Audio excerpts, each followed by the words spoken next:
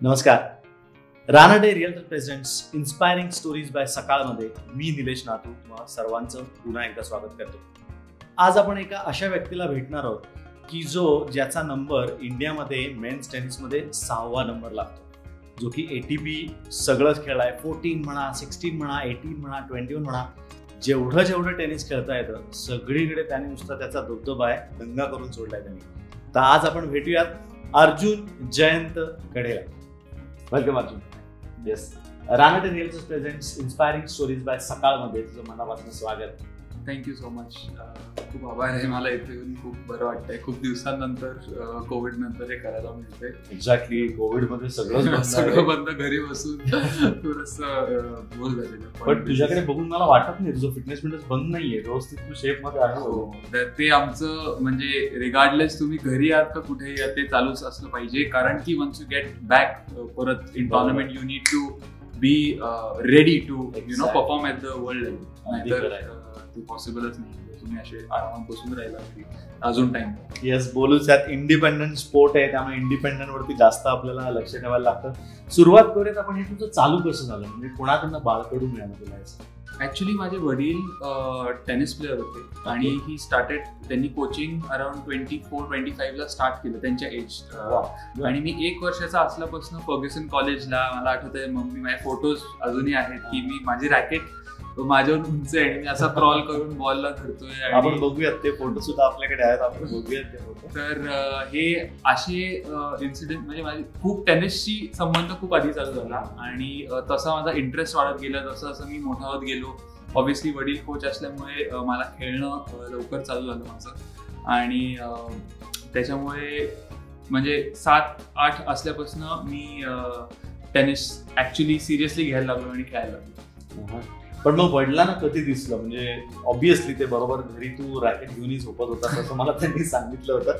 तर पहिली टुर्नामेंट खेळावी किंवा म्हणजे मला तू मगाशी जे म्हटलं असं तुझी उंची आणि रॅकेटची उंची, तर मग ती सर्व्हिस करताना नेट एवढंच बॉल पलीकडे जात होता? पहिले ऑब्व्हियसली नव्हता, पण नंतर 7 वर्षाचा असताना आम्ही खूप उंच होतो असं मला वाटतं की 7-8 असताना ऑलरेडी मी उंच होतो. त्याचा मला फायदा झाला आणि फर्स्ट टाइम मी टुर्नामेंट 7 वर्षाचा असताना इथे बेकर्स बास्केट म्हणून टुर्नामेंट व्हायची बोट क्लबला. अच्छा. तर तेव्हा तिथे मी फर्स्ट टाइम, म्हणजे तेव्हा मी खेळत होतो नॉर्मल, असं 4 ते 6 मजा यायची ती. दररोज जायचं, मित्रांबरोबर खेळायचं, कोण जिंकते कोण हात, इट वॉज व्हेरी कॉम्पिटेटिव्ह. त्यानंतर फर्स्ट टाइम मी तेव्हा तिथे खेळलो आणि मी पहिलीच टुर्नामेंट जिंकलो. आणि मला तिथे फायनल्स जिंकल्यावर एक असा केक होता, ऑब्व्हियसली फायनलिस्टला असा केक, बेकर्स बास्केट, आणि त्यांनी एक रॅकेट दिलेली विनर्सला. म्हणजे अंडर 8, 10 आणि 12 होतं तेव्हा. तर सगळ्या विनर्सला त्यांनी गर्ल्स अँड बॉईजला रॅकेट दिलेली एक. तर तेव्हा मला एवढं बरं वाटलं की रॅकेट माझी स्वतःची रॅकेट. त्यानंतर म्हणजे माझं एक परसेप्शन ऑन टेनिस आणि खेळाचं इतकं एनर्जी लेवल, एन्थुझियाझम खूप वाढला. त्यानंतर मग एकात एक गोष्टी वाढल्या. सुपर. म्हणजे ऍट द एज ऑफ 8 तू पहिलं चॅम्पियनशिप जिंकली होती म्हणायला हरकत नाही. पण त्यावेळेस तू क्ले कोर्ट वरतीच खेळत होतास? तेव्हा क्ले आणि हार्ड असं फार, म्हणजे इट वॉज मोर अबाउट की कसा बॉल पलीकडे मारता येतोय आणि किती मजा येते, कोण येतंय मित्रांमध्ये आणि कसं, म्हणजे इट वॉज की एन्जॉयमेंटसाठी टेनिस स्टार्ट झालं. आणि त्यानंतर जसं मला कळालं की मला येतंय, जमतंय हे खेळता, आणि सगळे लोक बोलतायत की हा स्टेटमध्येही चांगलं करू शकतो, अंडर 8ला 10ला. तसं मग टुर्नामेंट्स वाढत गेल्या माझ्या आणि तसं रिझल्ट मिळत गेले. तसं एफर्ट आणि सिरियसली मग एकदम सडनली ते सिरियस झालं की okay, I can look at this as a career. बरोबर. पण मला सांग, टेनिसमध्ये 8 वर्षापासून स्टेट कॅटेगरी चालू? हो, म्हणजे 8ला पण स्टेट रँकिंग आहे, 10ला पण स्टेट रँकिंग आहे, 12, 14, 16 आणि 18. आणि मला असं माहिती की या सगळ्यात तू नंबर 1 राहिलेला आहेस. 8 पासन ओपन पर्यंत सगळीकडे नंबर 1. मी तुला असं पाहिजे का की जिथे जातो तिथे नंबर 1 असं? नाही, तसं नाही. मी खूप लकी आहे. Not only in Maharashtra, me under 12, 14, 16, 18 हे इंडिया नंबर 1 सुद्धा होतो. ऑल ओव्हर इंडियामध्ये? ऑल ओव्हर इंडिया मी नंबर 1 होतो सिंगल रँकिंग मध्ये. आणि मी इंडियाला Davis cup, junior Davis cup मध्ये कॅप्टन हेड केले in Mexico for the play offs. आणि ग्रँड स्लॅम्सही खेळलो मी, ज्युनियर ग्रँड स्लॅमच्या आधी. तर खूप माझं श्रेय हे सगळं वडिलांना, माझ्या फॅमिलीला, कारण की शाळेत आणि या टाइमला इझी नव्हतं. त्यावेळेस we were doing something out of the ordinary. शाळा कम्प्लीट मिस करून, आणि त्यावेळेस लोक म्हणायची की अरे हे कसं, म्हणजे फ्युचर काय ह्याला काहीच नाही, असं कसं वेळेसारखं तुम्ही करता. हा, म्हणजे शाळेत एनरोल होतो, शाळेचा सपोर्टही होता, पण कम्प्लीट फोकस टेनिसवर होता. म्हणजे 9:30 रात्री झोपायचं, बर्थडे पार्टीज कुठेच नाही. किती वर्ष मला आठवत पण नाही माझा स्वतःचा बर्थडे सेलिब्रेट केला असेल. म्हणजे हे सगळं एक थोडासा वेगळा रूट होता, जे माझे शाळेचे मित्र 7वी 8वी 9वी पिकनिक किंवा वॉटेवर हे कधीच मिळालं नाही. पण I got the other side of what they did. पण स्टील यू एन्जॉय. त्यावेळेस तुला मजा येत होती हे सगळं करायला? हो. जसं तू म्हणतोयस की इतर मुलांसारखं पिकनिक नाही, कधी कधी वाटायचं, कारण की म्हणायचं की आम्ही इथे गेलो 2-3 दिवस सगळ्यांनी मस्त फुटबॉल खेळलो. म्हणजे ते एक फ्रेंड सर्कल माझा एवढा कधीच स्ट्रॉंग झाला नाही. पण नंतर जसं मी चांगलं करायला झालं, ऑटोमॅटिकली ते फ्रेंड्स माझ्याकडे परत थोडंसं आले. तर मग पण म्हणजे लुकिंग बॅक ॲट इट की यू कॅनॉट हॅव एव्हरीथिंग. म्हणजे ज्यांनी ते एन्जॉयमेंट त्या टाइमला आणि सगळं त्यांना जे पाहिजे होतं ते केलं, बर्थडे पार्टीज किंवा व्हॉट एव्हर एक्सरसाइज आहे, ते मला म्हणजे there has to be some balancing ratio. पण ज्यावेळेस तुला वाटायचं की नाही मला आज वाटेल जायचंय किंवा मित्रांवर फिरायचं, त्यावेळेस तुझं मोटिवेशन काय असायचं? तुला वडील मदत करायची, आई सांगायची का? हो, मी लहान असताना म्हणजे फारसं, म्हणजे माझे वडील किंवा माझे आजोबा आजी हे कायम सांगायचे की तुला काहीतरी वेगळं करायचंय, तर हे 5 बोटांमध्ये हे जे असतात ते लोक काहीतरी वेगळं करतात, आणि बाकीचे सगळं जे करतायत त्यातनं तू वर यायला हे थोडेच लोक करू शकतात. तर यू हॅव टू डिसाईड की तुला जर पुढे म्हणजे इंडियासाठी खेळणं किंवा नॅशनल चॅम्पियन होणं कुठल्याही कॅटेगरीमध्ये 12 असताना, आजोबांचं मेन हे होतं की ह्याला एकदम नॅशनल जिंकायचंय नाचवलं. तर for me that was ingrained in my head from a very young age की काहीतरी वेगळं स्पोर्ट्समॅन, सचिन किंवा कोणी असं दुसऱ्या स्पोर्ट्समॅनचं एक्झाम्पल देऊन की ह्यांनी सगळ्यांनी हेच केलेलं आहे आणि हे काहीतरी तिथेपर्यंत पोहोचायला हे करावंच लागेल. तर इव्हेंच्युअली थोडं टफ होतच ऑब्व्हियसली एज अ यंग किड, पाहिजेच तुम्हाला थोडंसं फ्रेंड्स. आजोबाई काय खेळत नाही, त्यांनी डॅडला आणि माझ्या आत्याला त्यांनी म्हणजे टेनिस आणि बॅडमिंटन मध्ये, पण ही नेव्हर प्लेड असतो. पण त्यांच्या डोक्यात he was a biggest fan of Bjorn Borg. Bjorn Borg जेव्हा 5वी ग्रँड विम्बल्डन जिंकले तेव्हा त्यांनी अपॅरेंटली त्यांच्या एरियामध्ये पेढे वाटले. एवढं मोठं he was crazy about tennis. खरं सांगायचं तर आपल्या इथला हा स्पर्धा नाही, ही गेम जो आहे तो इंडियातला नाहीये तसं बघायला गेलं तर, पण त्याच्यावरती एवढं निश्चिम प्रेम करणं आणि आपल्या नातवाला एक इकडे बघणं एक मोठी गोष्ट त्यांनी त्यावेळेस केली. आणि त्यांचंच विजन होतं, सगळ्या फॅमिलीमध्ये माहिती होतं की काही झालं तरी ह्याला टेनिसमध्ये काही कमी नाही पडली. हे त्यांनी सगळ्यांना सांगून ठेवलेलं. म्हणून तेवढा जो पॅशन आणि ड्राईव्ह होता, I guess I was very lucky की मला फॅमिलीमधून एवढा सपोर्ट मिळाला. Plus Hemant sir, Nandan sir हे अशी कोचेस मिळाले, help me along the way without looking for any म्हणजे एक्सपेक्टेशन्स. म्हणजे त्यांना माहिती होतं की talent, my job was only to make sure that I work hard. बरोबर, मेहनत करणं तुझ्या हातात केली. आणि लकी होतो मी की मला एवढे सगळे जिनियस लोक आणि त्यांचा साथ मिळत गेला, म्हणून I kept improving from juniors to sub juniors. थोडं आपण आता तुझ्या बोलूयात ज्युनियर्स ग्रँड स्लॅम बद्दल. तर त्याच्या काही आठवणी आम्हाला सांगा, कसं होतं, काय होतं, कोण कोण समोर लोक होते त्यावेळेस? हो, पहिला मला आठवतंय फर्स्ट टाइम मी जेव्हा खेळलो ग्रँड स्लॅम, आय थिंक ती ऑस्ट्रेलियन ओपन होती, आणि for me that was like a dream come true. कारण की मला माहिती आहे आजोबा माझे तेव्हा नव्हते, ही वॉज नो मोर. पण त्यांचं एकदा होतं की हिला म्हणजे त्या घराण्यातलं एकदा त्या, म्हणून it was very emotional for me. आणि तेव्हा मी जेव्हा फर्स्ट टाइम खेळलो तर माझी स्टार्ट चांगली नाही झाली, कारण की I was overwhelm by the situation. First time खेळत होतो, आय डिडंट स्टार्ट वेल, तर मी ती फर्स्ट राऊंड हरलो ऑस्ट्रेलियन ओपनला. नंतर फ्रेंच ओपनला मी परत गेलो, आणि त्यावेळेस म्हणजे आम्ही थोडं आधी जातो मॅचेसच्या 3-4 दिवस आधी. तर मी असं लॉकर रूम मध्ये गेलो. फ्रेंच ओपनला कसं मेन्स आणि ज्युनियर्सचा एक लॉकर रूम आहे, एकत्र लॉकर्स आहेत, आणि काही ते मेन्सला फिलिप चार्टियरला वेगळे, म्हणजे मिक्स मधनं निघतं. तर मी आपला गेलो माझ्या लॉकरला, आणि नंतर मी बघतोय की माझा 2 लॉकर सोडून कुठल्या तरी मेन्स प्लेअरचा आहे होता. आणि नंतर मी लॉकर रूम मध्ये जातो, सर वगैरे सगळे आहेत, आणि next thing I see Roger Federer हा रस्ता चुकलाय का काय. आणि तो असं सगळं मोठं एरिया सोडून माझ्या लेन मध्ये येत होता.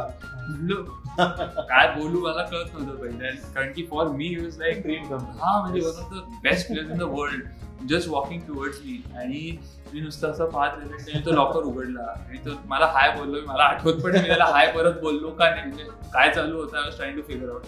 त्यानंतर ही ओपन हिज लॉकर, त्यानंतर परत भेट झाली. मग जरा मी त्याशी थोडंसं बोललो, मग थोडी इंटरॅक्शन.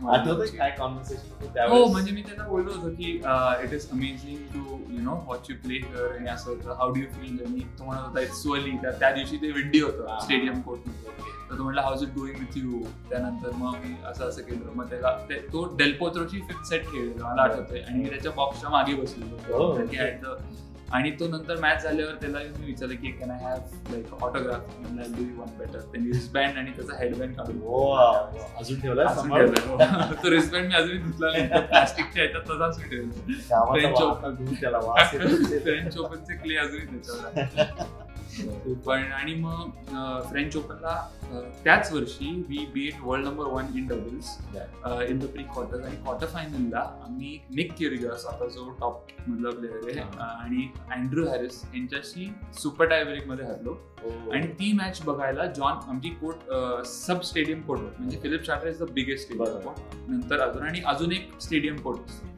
तर त्या कोर्टवर आमची मॅच चालू होती, आणि वरनं पास होताना जॉन मॅकनर होता. आणि हे माझ्या पार्टनरने मला दाखवलं की लुक मॅचला कोण येते, आणि ते ज्युनियरचे मॅचेस बघायला येत असतील.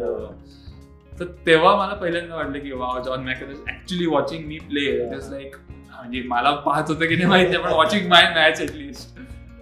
पण दॅट वॉज समथिंग अनबिलिव्हेबल. म्हणजे स्टोरीज सुपर. पण तू कसं how do you overcome out of it की या गोष्टी आता समोर आपलं म्हणजे ज्याला आपण बघतोय आयडल आहे असं आपल्या समोर आहे, मग त्याचं प्रेशर मॅच वरती येतं का? तू त्या कोर्टवरती गेल्यानंतर सगळं विसरून जातो आणि फक्त रॅकेट आणि बॉल एवढंच? नाही, इनिशियली कारण की हे मला कोणी, आपल्या इथे इंडियात सिस्टीम एवढी चांगली नाही. तर यू डोंट फाइंड ऑस्ट्रेलियामध्ये फॉर एक्झाम्पल पॅट कॅश आणि हे सगळे लोक वुडब्रिज आणि ज्युनियर प्लेयर्स ट्रॅव्हल करत होतो, so they like their friends. इंडियन्सला मला फॉर समवन लाईक लिएंडर और महेश पहिल्यांदा भेटल्यावर ओ वाव सर असं, म्हणजे त्यांनी मॅच पाहिल्यावर मी आता खूप चांगला खेळतोय असं इनिशियली वाटलं, प्रेशर येतं. हा, पण त्यानंतर त्यांच्याशी बोललो, मग ते म्हणले no we are here for you आणि चेअरिंग फॉर यू. त्यानंतर मग ते प्रेशर निघून जातं, मग you concentrate on the match. तर इनिशियली थोडंसं वाटू शकतं because you don't have the experience of training with those people and players, पण नंतर इट ऑल गुड. पण थोडं तुझ्या मेहनतीबद्दल बोलूया. जसं तू ज्युनियर खेळला असतो, ज्युनियर खेळला तर ऑब्व्हियसली तुला माहिती की अजून आता आपण राईट पाथवरती आहोत, तर आता आपल्या ह्याच्यावरतीच ग्राफ जाईल. तर त्यावेळेस काही वेगळी मेहनत, वेगळे काही सेशन्स बाबांनी घेतले होते? हो, म्हणजे मी पहिले मला आठवतं मी 12 आणि 13 असताना स्कूलमधनं परमिशन काढून मी संध्याकाळी 4 ते 6 करायचो, पण ते मला कमी पडायला लागलं जेव्हा मी नंदन सरांकडे खेळत होतो. कारण की जसं जसं ज्युनियर्स खेळायचं आय वॉन्टेड मोर टाइम आणि थोडंसं स्पेसिफिक वर्क करायला माझ्यावर. तर मग डॅड तेव्हा कस्टम्समध्ये होते. आय रिमेंबर की ते स्वतःच्या लंच ब्रेकला तिकडनं निघायचे पटकन गाडी घेऊन, मला शाळेतनं पिकअप करायचे. आम्ही डेक्कनला 1-1.5 तास उन्हात खेळायचो, 1:30-2 वगैरे वाजता. ते मला ऑन द वे शाळेत सोडायचे आणि use to go back and work. असं हे आम्ही एक साधारण 1-1.5 वर्ष केलं. आणि मग त्यानंतर माझी इम्प्रुव्हमेंट भरपूर वाढली आणि मग आय शिफ्टेड टू PYC, कारण की तिथे मला स्कूलमधनं परमिशन मिळाली की जास्ती सकाळचा वेळ पण मला खेळता येईल, because I was doing well. National जिंकलो 14 आणि असं. स्कूल कोणतं? विखे पाटील मेमोरियल. विखे पाटील, त्याचा खूप सपोर्ट त्यांनी स्पोर्ट्सला, ओरिएंटेशन आणि प्रिन्सिपल मॅमनी खूप सपोर्ट केला. I relief thank them for it. Exactly. आता पुढे गेल्यानंतर आठवतं की कोणी कोणी आपल्याला, हो, नाही तर तिथे खूप अजून त्रास झाला असता की हे इथे नाही ट्रॅव्हल करू शकत, इथे नाही करू शकत. त्यांनी मला, म्हणजे obviously I to study as well and give exams, पण एवढं पर डे तुझं किती असं नाही. They help me to pursue my sport. पण मग नंतर तुझं जे पुढचं ट्रेनिंग होतं, बिगिनर्स ट्रेनिंग आपण त्याला म्हणतो, होता नॅशनल खेळणार होता, सिनियर मध्ये जाणार होता, प्रो लीग्स म्हणायला हरकत नाही, तर ते कुठं चालू केलं? ते पहिले मी इनिशियली जेव्हा ग्रँड स्लॅम्स खेळलो तेव्हा मी स्पेनमध्ये जात होतो every year to train for 2.5 months. पण नंतर मला ग्रँड स्लॅम्स खेळल्यानंतर मला NCAA कॉलेज, US कॉलेजकडनं, भरपूर कॉलेजेसकडनं ऑफर झाल्या जेव्हा मी US ओपन खेळत होतो की you come and play Division 1 college tennis for us, which is huge. कारण की सोमदेव खेळलाय, त्यानंतर Mahesh Bhupathi is played college tennis. तर चांगल्या चांगल्या Division 1 स्कूल्स मध्ये मला ऑफर झाल्या. तर तेव्हा आय डिसाइडेड की I have this opportunity to go and play there. So मी तिकडे, तो एक टफ डिसिजन होता कारण की मला इथे स्पॉन्सर होता त्यावेळेस आणि इंडियन ऑइल मध्ये मी स्कॉलरशिपवर होतो, which I could have gone and got a job. पण ते सगळं सोडून मला जावं लागलं आणि दॅट वॉज द टाइम की आता नाही गेलो तर मग माझी एलिजिबिलिटी जाईल आणि आय कॉन्ट, म्हणजे मी खेळू नाही शकणार तिकडे. पण I chose to go. I think that was the best. हो डेफिनेटली. पण म्हणजे त्यावेळेस तू US ला शिफ्ट झालास, त्यावेळेस तिथे म्हणजे खास तू टेनिस खेळण्यासाठीच तुला स्कॉलरशिप मिळाली. मग इकडचा जो प्रवास होता म्हणजे इंडियातला जो टेनिस तुला ते बंद करायला लागला असेल? असं नाही, म्हणजे मी तिथे शिफ्ट झालो कारण की फॉर कॉलेज कसं असतं, यू आर ऑल्सो स्टडिंग. तुम्ही तिथे अभ्यास पण करता, डिग्री पण मिळत असता आणि you are playing for the team every week तुमच्या मॅचेस. अच्छा. तर you represent that college. You represent that university वगैरे असं. पण तिथे Division 1 ची लेवल इज सो हाय की इट इज लाईक तिकडनं जर तुम्ही Division 1 मध्ये चांगलं केलं तर तुम्ही प्रोफेशनली चांगलं करता, एवढं हाय लेवल. म्हणजे कॉलेजचं वगैरे तर असं आहे की if you are a good college basketball player for example, तुम्हाला NBA मध्ये डायरेक्ट घेतात. म्हणजे त्यांचे लॉट्स पण असतात. तर हेच फुटबॉल मध्ये होतं आणि टेनिस मध्ये होतं. युजली जे टॉप 10-20 असतात they always do well in the international circuit. They use it as a. आणि सिस्टम इज, म्हणजे the facility I had in my college, 12 outdoor courts, 6 indoor courts, नंतर कोर्ट्सला लागून अनबिलिव्हेबल जिम अंडरग्राउंड, त्यानंतर hot tub, recovery session, सगळं setup in one place. Tennis oriented college आहे असं म्हणतात. Sports oriented. सगळ्या sports. The facilities over there are unbelievable. तिथे स्पोर्ट्सला they hold a very high regard. म्हणजे if you are a sports athlete, student athlete, you are like a star. तेवढा ते support करत, तेवढा सपोर्ट आणि इम्पॉर्टन्स पण. आणि आमच्या मॅचेसला लोकल अराउंड 1000-1500 तिकडचे स्टील वॉटर मध्ये राहणारे लोक येऊन मॅचेस बघतात. मोठा इव्हेंट. आणि college rivalry was like India Pakistan. हरलं की म्हणजे इट वॉज व्हेरी व्हेरी काय म्हणतो इमोशनल आणि very very up to the line. म्हणजे तुम्ही जर फुल दिलं नाही तर it is like the crowd is there, full energy आहे. It was amazing experience. मग त्यानंतर ते संपून परत तू इंडियात आल्यानंतर इकडचं सिनियर्स कसं तू चालू केलंस? हो, ते जरा टफ होतं कारण की once you are playing college 4 years you are not allowed to play professional. बरोबर. तर माझं सगळं रँकिंग जे होतं ते 0ला आलं, विच वॉज ओके बिकॉज मला माहिती होतं की मी जर तिथे चांगलं केलं तर I have the level. It's about time की मला एक वाईल्ड कार्ड किंवा एक चान्स कुठेतरी मिळेल आणि मी माझी जर लेवल आहे टेनिसची तर I will always do well and gate my points back. So that is what eventually happened. मला इथे वाईल्ड कार्ड मिळाले 2-3 फ्रॉम क्वालिफाईंग. तर मी फर्स्ट 7 टुर्नामेंट्स मी जे खेळलो त्यातच I came around 500 in the world. तर in the first 5 or 6 months मी 500च्या आत होतो. तर that was a very good jump for me. त्यानंतर मग मी चॅलेंजर्स खेळलो अँड सो फोर्थ. मग तसं वाढत गेलं ट्रेनिंग. त्यावेळेस तुला नंबर 1 व्हायला यायला परत किती? त्यावेळेस थोडंसं कसं झालं की ऑलरेडी मेन्स मध्ये प्रजनेश, रामकुमार, सुमित हे टॉप 200ला पोहोचलेले सिंगल्स मध्ये. तर मला थोडा कॅचअप करायला वेळ लागला, पण I was always around top 8 तर होत होतो सिंगल्स आणि डबल्स मेन्स मध्ये. मग डेव्हिस कप कसं झालं? तर 2019ला मी जेव्हा 330च्या रँकिंगला होतो तर तेव्हा मला AITA कॉल आला की we have selected you for the Davis Cup squad and you will be travelling to Serbia for the world group playoffs. So तर मी आधी डेव्हिस कप मध्ये इंडियाच्या टीमला रिप्रेझेंट केलं. नाही, मेन्स मध्ये सुद्धा. तेव्हा लिएंडर आणि सगळे बँगलोरच्या टीम मध्ये होते आणि मी दिल्लीच्या टीम मध्ये पण होतो. पण I was as a reserve. आणि इथेही रिझर्व होतं पण I was closer to the team because म्हणजे कोणी जर एक इंज्युअर झाला असता तर I was a next one. तर आय वॉज अ बिट थोडंसं नेक्स्ट इन लाईन म्हणू शकतो. So that was a very, very confidence giving boost because only 4 players can play out of so many. And if you can make that team in world group playoffs, त्या वर्षी जोकोविच नाही खेळला नेमका, नाही तर आमची त्यांच्याबरोबर होती. तर दॅट वॉज अ व्हेरी. पण पहिल्या वर्षी मिळाला तुला? त्या वर्षी नाही, आय वॉज जस्ट. कोण होतं तुमच्या? बोपण्णा होता, साकेत महिनी होता, अजून रामकुमार होता आणि प्रजनेश. अच्छा, मग तुझं ह्या 4 मध्ये कुठल्या वर्षी नाव लागलं की येस फिक्स आहे म्हणून? अजूनपर्यंत नाही. मी आता 3 वेळेला का 4 वेळेला बहुतेक 5th ऑप्शन आहे. Continuous but you are being part of the team. So somewhere down the line I hope माझं रँकिंग आता थोडं वर गेलं की I get a chance hope. पण मग ह्या सगळ्या ह्याच्यासाठी तुझं तर रुटीन काय झालं? म्हणजे कुठच्या प्रकारचे मॅचेस तू आता खेळतोयस किंवा स्वतःला फिट ठेवण्यासाठी किंवा डेव्हिस कप साठी म्हणून काही वेगळं स्पेशल? डेव्हिस कप साठी असं वेगळं नाही करू शकत because they consider the ATP ranking. तर तुम्हाला ATPचं जे वर्षभराचं कॅलेंडर आहे तेच खेळावं लागतं आणि you have to try and improve on that ranking.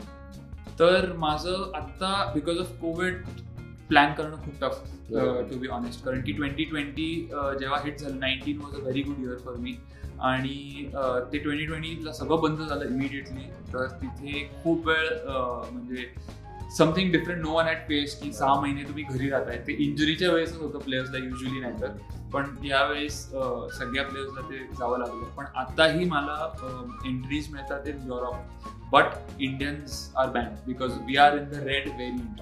म्हणजे तर इट इज व्हेरी फ्रस्ट्रेटिंग की मला एंट्री मिळत असताना सगळं असताना मला फक्त ट्रॅव्हल नाही करू शकत कारण की immigration is not allowing Indians, त्यांनी बॅन केलं.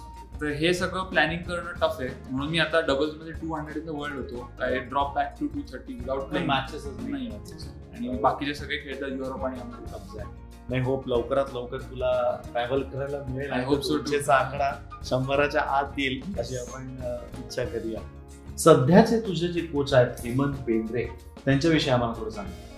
हेमंत सर माझे मी 14 असल्यापासून PYC तेव्हापासून हिज बीन माय कोच आणि ते आता आमचं असं रिलेशनशिप आहे की is like my father figure. तर हे आणि एक मी एवढं सांगतो की त्यांनी जेवढं माझ्यावर कष्ट घेतलंय रिलेटलेस विदाउट एनी एक्सपेक्टेशन्स त्याच्यामुळे मी आज इथे आहे. आणि अजूनही म्हणजे ते कारण की इंडियात एक प्रॉब्लेम येतो की माझ्या लेवलचे पुण्यात प्लेयर्स नाही आहेत मला प्रॅक्टिस करायला. तर एक सर्टन लेवल पर्यंत मी फक्त ड्रिल्स आणि त्यांच्याकडनं हे करू शकतो. तर ही सजेस्टेड की मी म्हणजे कधी माझ्यावर ट्रॅव्हल करतात कधी दुसरी अकॅडमीज सुद्धा एक्सप्लोर करून देऊ शकतात आणि ते दिलेत आतापर्यंत. So that is I think greatness I am ever thankful for it. तुझ्याबरोबर ते प्रवास देखील करतात दुसरीकडे कुठे तुला खेळायचं असेल? हो पण त्यांची लिमिटेशन आहेत because he has a academy here. तर ते मॅनेज करून जेव्हा केव्हा त्यांना मला आणि अंकिता रैना पण त्यांची स्टुडंट आहे तर त्यांच्याबरोबर जेव्हा केव्हा वेळ मिळेल तर शी इज प्लेइंग आता ग्रँड स्लॅम खेळते. तर ते आता बिकॉज ऑफ द लॉकडाऊन ते जाऊ नाही शकत आहे पण नाही तर he likes to travel. Super great. तुम्ही पाहताय Ranade realtor presents inspiring stories by Sakal. आपल्याबरोबर आहे अर्जुन. थोड्या गप्पा मारूया तुझ्या आणि लिएंडरचा एकत्र जो प्रवास तुमच्या दोघांचा झाला होता तुझा कोच पण होता त्याबद्दल थोडंसं आम्हाला सांग. ऍक्च्युली तो माझा कोच नव्हता पण त्याचे वडील MSLTA प्रोग्राम होता विजन म्हणून विजन प्रोग्राम. तर ते आम्हाला सगळ्या ज्युनियर टॉप ज्युनियर जे 3-4 ज्युनियर्स होते त्यांना ते फिजिकल असेसमेंट आणि प्लॅनिंग आणि सगळं न्यूट्रिशन बद्दल गाईड करण्यासाठी वडील he is also a Olympic bronze medallist in hockey.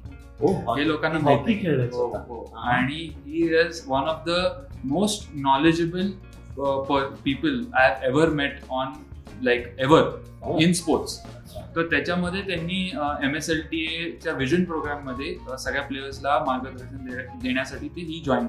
त्याच्यावर आमची भेट झाली आणि ही रिअली आमचं कनेक्शन खूपच चांगलं झालं. तर मग ही टिल डेट मला काही इश्यू असला की माझं पीक परफॉर्मन्सला कसं प्लॅन झालं पाहिजे किंवा कसं म्हणजे he has so much experience at the highest level. And he's also with BCCI now. He's working for I don't know at what post. पण अजूनही माझा त्यांच्याशी एवढा चांगला कॉन्टॅक्ट आहे. तर that's how I met Leander. पहिले लिएंडरला भेटलेलो की तो डेक्कनला आलेला आणि तेव्हा म्हणजे असं पर्सनल भेट नव्हती जस्ट फॅन्स ऑफ आणि तेव्हा ऑटोग्राफ हे सगळं झालेलं. पण त्यानंतर 16 ज्युनियर्सला आणि 18ला लिएंडरच्या वडिलांशी इंटरॅक्शन जसं वाढायला गेलं ही स्टार्ट हेल्पिंग मी आउट. आणि तेव्हा ही वॉज लाईक तू आता एवढा चांगला आहेस तर जेव्हा लिएंडर असेल तर you just come along to Bombay आणि आपण ट्रेन करू एकत्र. Okay for me it was amazing. तर तशी लिएंडरची भेट झाली आणि मग तसं ओळख अजूनच खूप चांगली होत गेली. आणि मग every time he was here and I had time. माझे टुर्नामेंट्स नव्हत्या क्लॅश होत तेव्हा मी थोडे दिवस त्याच्या घरी जाऊन त्याच्याबरोबर ट्रेनिंग करायचो. तर that relief help me because एक नवीन लेवलचं एक्सपोजर आणि एक विचार करण्याची चॅम्पियनची वर्ल्ड बीटरची थिंकिंग आणि थोडंसं विचार करण्याचंही एक प्रॉब्लेमचं एक सोल्युशन थिंकिंग प्रोसेस ही जरा वेगळी असते. म्हणजे फॉर एक्झाम्पल मी मिस करेल की ही बॉली अरे मी चुकायला नव्हती, मे बी त्याचं असेल की चांगली चुकलो, ही अजून एकदा मी अशीच चुकलो, थोडं वर मारलं तरी विनर जाईल. तर ते थोडंसं थॉट प्रोसेस मला एक असं एनलाइटन झालं. आणि he is such a positive guy की every time you spend time around him he makes you feel good about yourself. म्हणजे you are serving well or तर त्याने कॉन्फिडन्स एवढा वाढतो की यू फील की आता मी जगात कोणाला हरवू शकतो. काइंड ऑफ कॉन्फिडन्स येणं खूप गरजेचं आहे. आणि तसंच महेश इंडिया टीमचा कॅप्टन होता, तेव्हाही माझी पहिल्यांदा भेट झाली. आणि ते आमचं कनेक्ट जरा कॉलेज टेनिस वरनं झालं बिकॉज तोही कॉलेज टेनिस खेळलाय. सेम युनिव्हर्सिटी नाही सेम युनिव्हर्सिटी नव्हती, पण कॉलेज टेनिसचं ऍटमॉस्फिअर आणि तर आमचा त्याच्यावर थोडासा कनेक्ट झाला. आणि आम्हाला दोघांनाही मँचेस्टर युनायटेड आमची फेवरेट टीम, तर त्यामुळेच तो बॉन्ड चांगला झाला. आणि बोप्स पण रोहन बोपण्णा, त्याच्यावर मी आता मागच्या वर्षी पार्टनर केलं त्याला 250. तर that was also very good learning experience. आणि सगळ्या प्लेयर्स कडनं स्पेशली 250 मध्ये खूप सगळ्या प्लेयर्स कडनं मला शिकायला मिळालं. जसं बेनवा पेअर बरोबर मला पार्टनरशिप करायला मिळालं, ही top 20 in the world.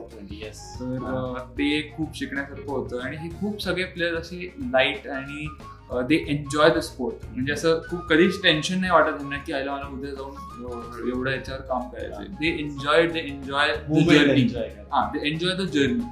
So that is very important. तुझी आता बोलता डबल बद्दल तू बोला, डबल्सच्या मॅच मध्ये तर वेगळी काय असते रे सिंगल्स आणि डबल्सची मॅच मध्ये? डबल्स मध्ये असताना तुम्ही असं असतं ना की तो आहे थोडं लेट बॅक ऍटिट्यूड येतो का? How is it? डबल्स मध्ये कम्युनिकेशन इज व्हेरी इम्पॉर्टंट. की तुमचं जर कम्युनिकेशन थोडंसं चुकलं, आणि डबल्स आता इज मच फास्टर दॅन म्हणजे थोडक्यात T20 सारखं झालं की 1-2 बॉल चुकीचे की मॅच पलटू शकते. आणि असंच आहे. म्हणजे डबल्स मध्ये ड्यूस 1 पॉइंट आहे, सिंगल्स मध्ये तसे तुम्ही ऍडव्हान्टेज आणि ड्यूस देता. ड्यूस इज 1 पॉइंट आहे doubles. Whoever wins the game. तर डबल्स मध्ये कम्युनिकेशन आणि तुमचं risk taking capacity has to be higher because त्या क्रुशियल पॉइंटला, डिसाइडिंग पॉइंटला जर तुम्ही चांगले नाही खेळला तर तुमची मॅच गेली. तर दॅट आणि ऑल्सो पार्टनर कसा मिळतो, हे खूप सारे फॅक्टर्स आत येतात. आणि दुसरी गोष्ट म्हणजे Indians are very good in I think in doubles मध्ये, कारण की अंडरस्टँडिंग चांगलं आहे. आणि दे आर ओपन. मार्टिना बरोबर सुद्धा. आणि Indians I feel like in general players are very open की तुम्हाला एक तुमचा गेम स्टाईल आहे, तुम्ही खूप अग्रेसिव्ह खेळता, तर I try and adapt to that and try and make the team work. So this I think is a very big plus point. थोडं बॅकफूटवरती येणं किंवा काही players is a leader mentality असते, तर तेही ऍक्सेप्ट करून खेळणं इज ऑल्सो व्हेरी. तुम्ही असं ठरवता ज्यावेळेस तुमचा पार्टनर तुम्हाला डबल्स मिळतो की कोण लाईनच्या जवळ, कोण लाईनवरती, कोण नेटच्या जवळ, हे स्ट्रॅटेजी तुमची ठरलेली असते. म्हणजे जरी सर्व्हिस केल्यानंतर तू जर नेटची असेल तर you have to go all the way नेटच्या तिथे जाऊन. आणि हे खूप डिपेंडेंट असतं. समजा मी लिएंडरला पार्टनर करतोय तर he is the world best at the net. म्हणजे नेट गेम त्याचा तो एवढा चप्पळ आहे की म्हणजे तो फेडररच्या अगेन्स्ट सुद्धा खेळताना he was able to manage at the net.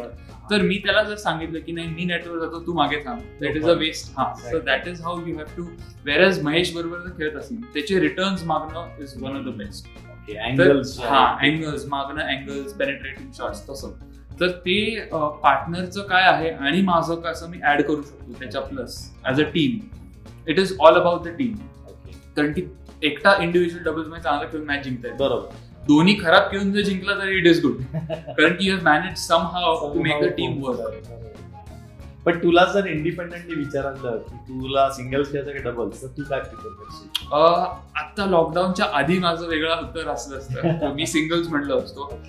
पण बिकॉज ऑफ द लॉकडाऊन माझे जे गोल्स होते सिंगल्स मध्ये आणि it took a setback because tournaments नाही झाल्या आणि इंडियन्सला त्यातनं अजून ट्रॅव्हलला restriction because we were hit the worst I think recently in covid. Second stage मध्ये जास्त झालं. तर आता माझं डबल्सचं रँकिंग खूप वर आहे कम्पेअर्ड टू सिंगल्स.